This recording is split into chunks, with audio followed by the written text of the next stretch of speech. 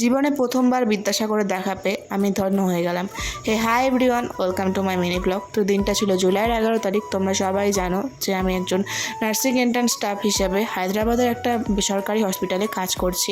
সেদিন পড়ে গিয়েছিল আমার জীবনের প্রথম নাইট ডিউটি। তো তার জন্য একটু খাবার রেডি করছিলাম। পেঁয়াজ টমেটো কুচি কুচি করে কেটে নিয়ে একটু এগ রাইস বানিয়ে নিয়েছিলাম। সেটাকে দুটো প্লেটে সাজিয়ে একটু আচারের সাথে আমরা দুজনে মিলে খেয়ে নিলাম। খাওয়া শেষ করে আমরা রেডি হয়ে নিই।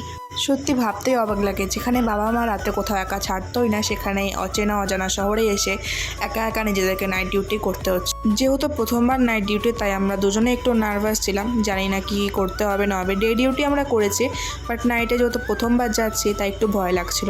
তারপর রেডি হয়ে আমরা রুম থেকে বেরিয়ে পড়ি। এই রাস্তাটা প্রচণ্ড অন্ধকার ছিল।